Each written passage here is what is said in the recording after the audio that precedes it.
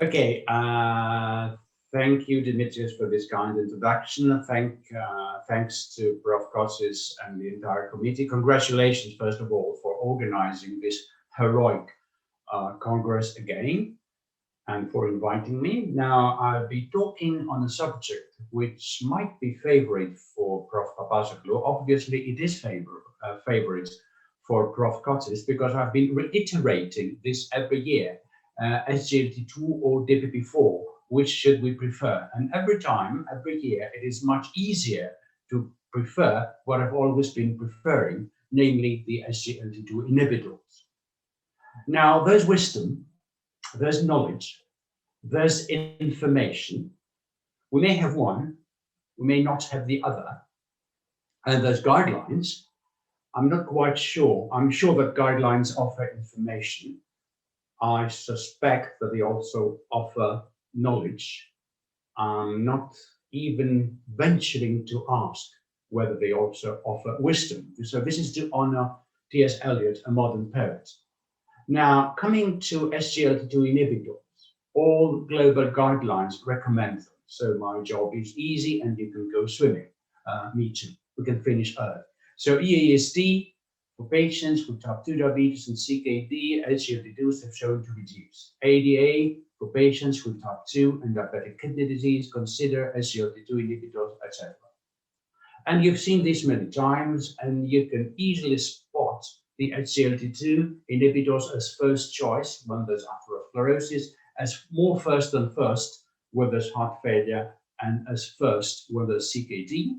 But if patients are fortunate in being not so morbid, you can see here that among the first choices, always, unless we think of the cost, which we don't do in my country, so SGLT2 inhibitors always score among the first choices.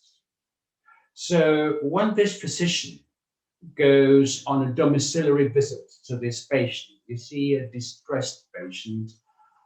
So he has this physician's bag with syringes and stethoscope and medicine, and a wonderful addition, a precious addition to this physician's bag is nowadays SGLT2 inhibitors, which are of great value for treatment of type 2 diabetes, perhaps also of type 1, but this is slightly exaggerated for the time being. So why?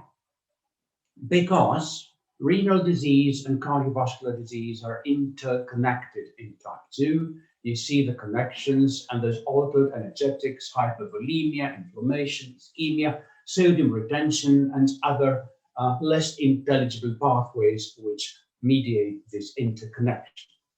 And SGLT2 inhibition, as shown in the center, offers various beneficial effects in the circulation, such as reduced plasma volume, reduced arterial stiffness, improved endothelial function, in the heart, such as reduced pre- and afterload, in the kidney, such as reduced glucose and sodium reabsorption and reduced intraglomerular pressure, cardiorenal protection, and at the end of the day, the final outcomes being reduced CV outcomes, reduced heart failure, and improved kidney function, which is our subject.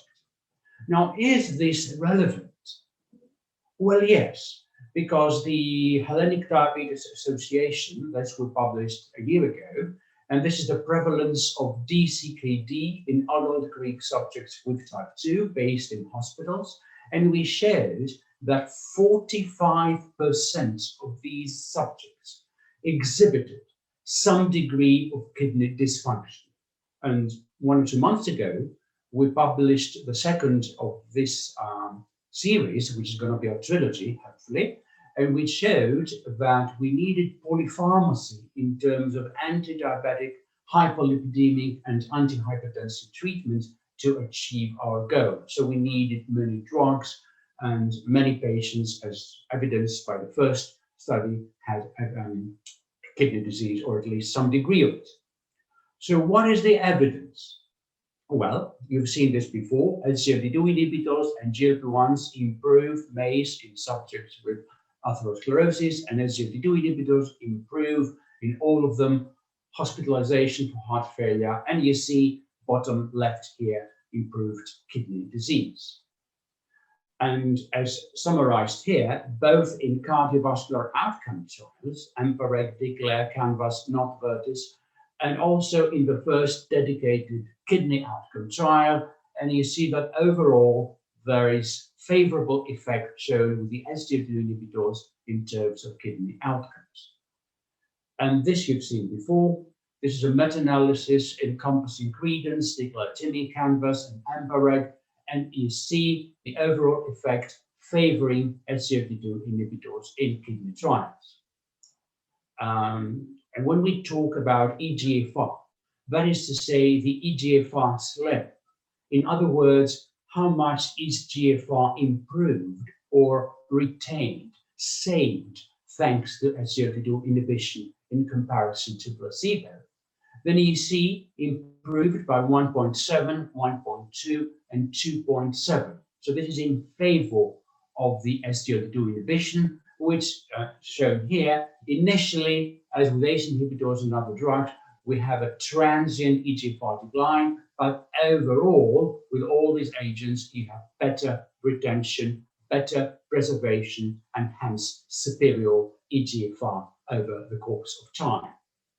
Now, a more recent example is DAPA-CKD, which you're aware of, and which obviously it's DAPA versus placebo and best care, etc., in subjects with or without diabetes, and it showed a 40% reduction of the relative risk, and that was for the primary endpoint, so that was impaired GFR, and renal disease, kidney death, and cardiac death, about 40% reduction, and 44% reduction if you exclude cardiac death and you just have renal endpoints and renal death.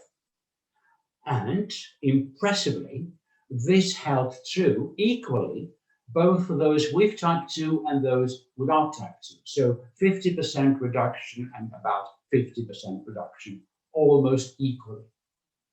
And this is cardiovascular death or hospitalization for heart failure, almost 30% reduction and very early. And again, total mortality, 30% reduction. And an advanced endpoint, hemodialysis, kidney transplant, CV death, and renal death. Again, superiority.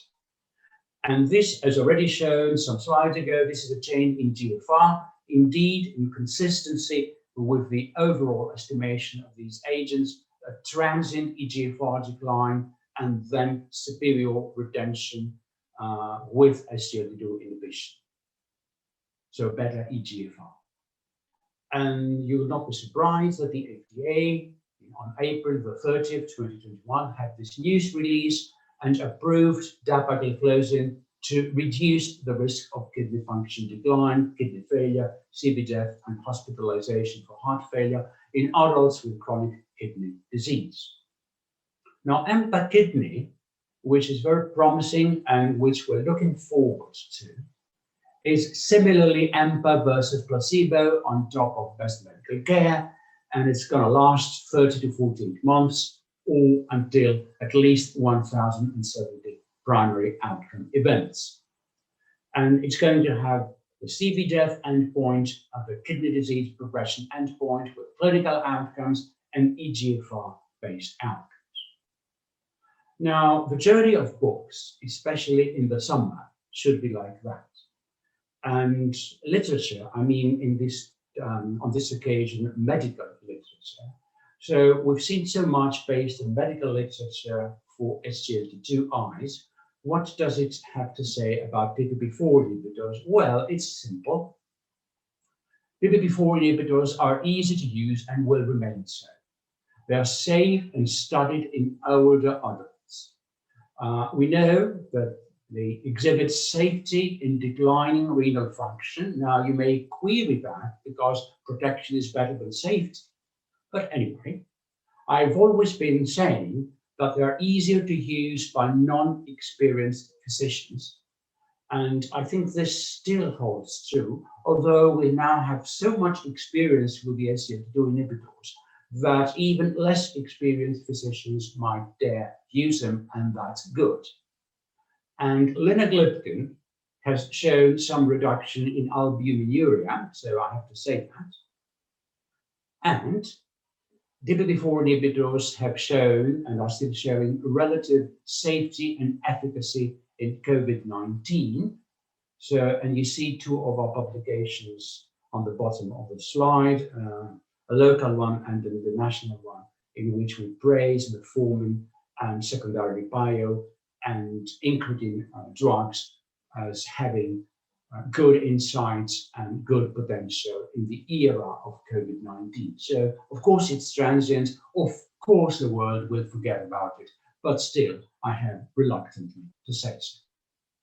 So to conclude, and I'm sure you're looking forward to go to this place, I can see my two chairmen already on front row in these sunbeds, along with the chairman of this delicious and wonderful and heroic Congress. So renal protection, SGLT2 inhibitors are preferable over DDP4 inhibitors. And for renal protection, there's increasing data on the value of SGLT2 inhibitors, and all guidelines do recommend SGLT2 inhibitors, so my job is actually easy. And this is on top of the wonderfully appraised and documented beneficial effects to reduce heart failure. And we've been saying that, actually we published this before my colleague, Professor Snape, died. And you see the KDIGO, this well-known authority, suggesting, of course, physical activity, nutrition, weight loss, and the pillars of treatment being metformin and SGLT2 inhibitor, and only secondarily other agents. Now, we published this with Profs. Zebekaki and Kotza and Dr. Koufakis some weeks ago, and we're saying which is the right road to take.